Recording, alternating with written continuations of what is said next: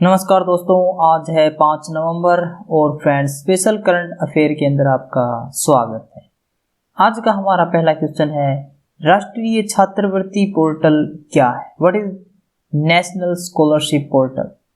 तो NSP national scholarship portal, NSP एक one stop समाधान है जिसके माध्यम से विभिन्न सेवाओं जैसे कि छात्र आवेदन रसीद, सत्यापन आदि द्वारा छात्रों को छात्रवृत्ति के वितरण की सुविधा प्रदान की जाती है। राष्ट्रीय छात्रवृत्ति पोर्टल को डिजिटल इंडिया के तहत मिशन मोड प्रोजेक्ट के रूप में शुरू किया गया है। इसका उद्देश्य बगैर किसी अनियमितता के प्रत्यक्ष लाभ अंतरण के माध्यम से पात्र आवेदकों को सीधे उनके खाते में छात्रवृत्ति के प्रभावी वितरण के लिए एक स्मार्ट, सरलीकृत, मिशन उन्मुख, जवाबदेह, उत्तरदायी एवं पारदर्शी प्रणाली प्रदान करना है। राष्ट्रीय साइबर क्राइम रिपोर्टिंग पोर्टल क्या है? तो इंटरनेट से संबंधित शिकायतों के लिए राष्ट्रीय साइबर क्राइम रिपोर्टिंग पोर्टल बनाया गया है केंद्र सरकार द्वारा। तो मिनिस्ट्री ऑफ होम अफेयर्स के इस निर्देश का उद्देश्य राष्ट्रीय साइबर क्राइम रिपोर्टिंग पोर्टल के माध्यम से इंटरनेट पर गैर कानूनी सामग्री के निषेध के लिए साइबर क्राइम वॉलंटियर्स के समूह को प्रोत्साहित करना है। वेबसाइट के अनुसार अवैध गैर कानूनी ऑनलाइन सामग्री की पहचान, रिपोर्टिंग और उसे हटाने में कानून प्रवर्तन एजेंसियों की सुविधा के लिए गैर कानूनी सामग्री को चिन्हित करने हेतु साइबर क्राइम वॉलंटियर्स के रूप में पंजीकरण के लिए अच्छे नागरिकों का स्वागत किया जाएगा। गैर कानूनी सामग्री को ऐसी सामग्री के रूप में वर्गीकृत किया गया है जो भारत की संप्रभुता और अखंडता, भारत की रक्षा, राज्यों की सुरक्षा तथा विदेशी राज्यों के साथ मैत्रीपूर्ण संबंधों के विरुद्ध कार्य करती है तथा यह सांप्रदायिक स्वभाव को बिगाड़ने, सार्वजनिक व्यवस्था में गड़बड़ी, बाल उत्पीड़न से संबंधित होती है। साइबर क्राइम वॉलंटियर्स के रूप में सूचीबद्ध होने के लिए इच्छुक नागरिक को अपना फोटोग्राफ, नाम और पते का प्रमाण प्रस्तुत करना होगा। राष्ट्रीय साइबर क्राइम रिपोर्टिंग पोर्टल को कब लॉन्च किया गया था? When was the National Cyber Crime Reporting Portal launched? तो राष्ट्रीय साइबर क्राइम रिपोर्टिंग पोर्टल को 30 अगस्त 2019 को लोगों को एक केंद्रीकृत मंच पर सभी प्रकार के साइबर अपराधों की रिपोर्ट करने में मदद के लिए लॉन्च किया गया था। सर्वोच्च न्यायालय के निर्देश पर सितंबर 2018 में शुरू किए गए पोर्टल का एक पूर्व संस्करण केवल बाल पोर्नोग्राफी, महिलाओं और बच्चों के खिलाफ यौन उत्पीड़न से संबंधित अपराधों की शिकायत के लिए प्रारंभ किया गया था।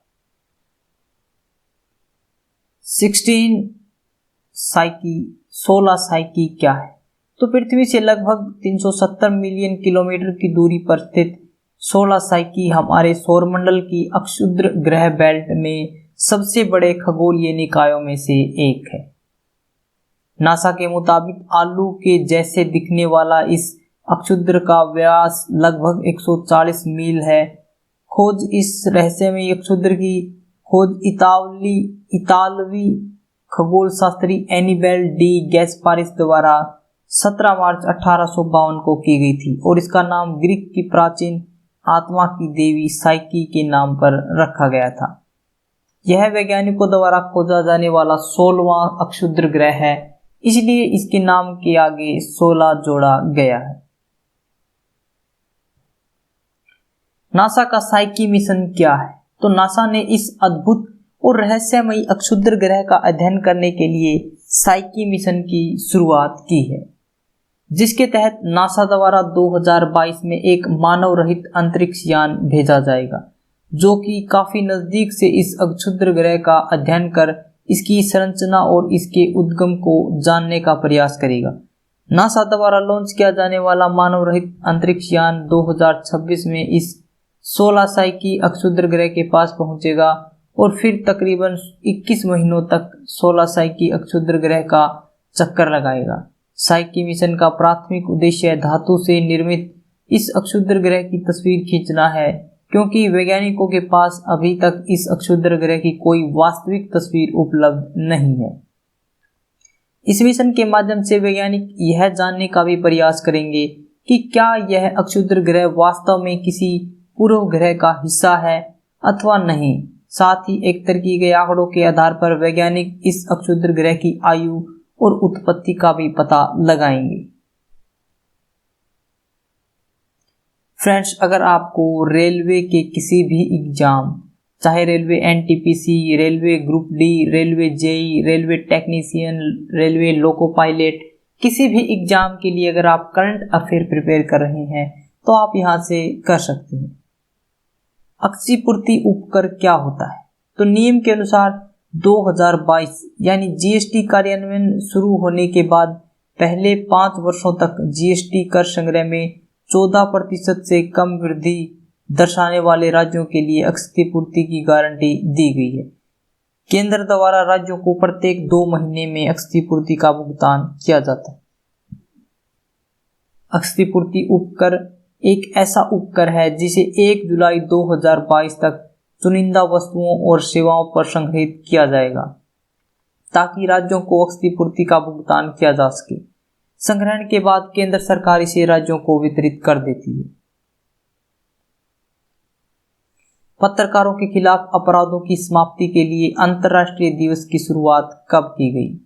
तो 1950 में प्रेस की स्वतंत्रता को बढ़ावा देने और उसकी रक्षा करने तथा पत्रकारिता की इस प्रथा को सुधारने हेतु 15 देशों के 34 संपादकों ने कोलंबिया विश्वविद्यालय में एकत्रित होकर इस वैश्विक संगठन का गठन किया गया था। मूल सचिवालय 1951 में ज्यूरिख स्विट्जरलैंड में स्थापित किया गया था, जिसे 1976 में लंदन और फिर 1992 में वियना में स्थानांतरित कर दिया गया। इसका उद्देश्य उन स्थितियों को बढ़ावा देना जो पत्रकारिता को अपने सार्वजनिक कार्य को पूरा करने की अनुमति देती हैं, जिनमें सबसे महत्वपूर्ण है मीडिया के हस्तक्षेप से मुक्त और प्रतिशोध के डर के बिना इसकी संचालन अक्षमता को बनाए रखना। जहां कहीं भी उन्हें धमकी दी जाती हो वहां उनकी स्वतंत्रता की रक्षा करना और खबरों का मुक्त प्रवाह बनाए रखना। मुद्रा अभिमूल्यन क्या होता है? तो यह किसी अन्य मुद्रा की तुलना में एक मुद्रा के मूल्य में वृद्धि को कहती है। सरकार की नीति, ब्याज दरों, व्यापार संतुलन और व्यापार चक्कर सहित कई कारणों से मुद्रा के मूल्य में वृद्धि होती है। मुद्रा अभिमूल्यन किसी देश की निर्यात गतिविधि को हतोत्साहित करता है क्योंकि विदेशों में से वस्तुएं खरीदना सस्ता हो जाता है, जबकि विदेशी व्यापारियों द्वारा देश की वस्तुएं खरीदना महंगा हो जाता है। मुद्रा अवमूल्यन क्या होता है?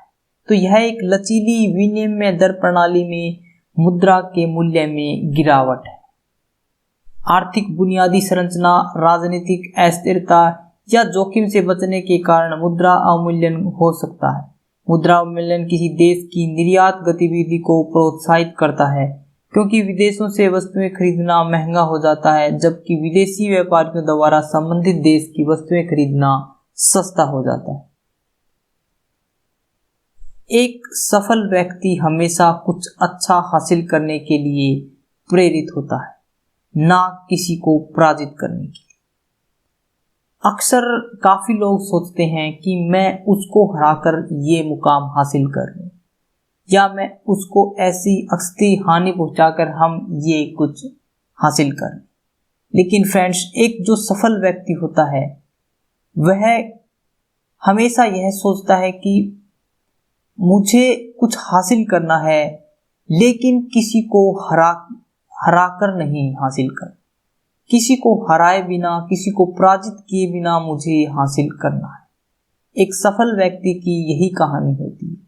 वह कभी भी किसी दूसरे अपने कॉम्पिटिटर के बारे में यह नहीं सोचता कि उसको यह हानि पहुंचाकर मैं इतना लाभ कमा सकूं।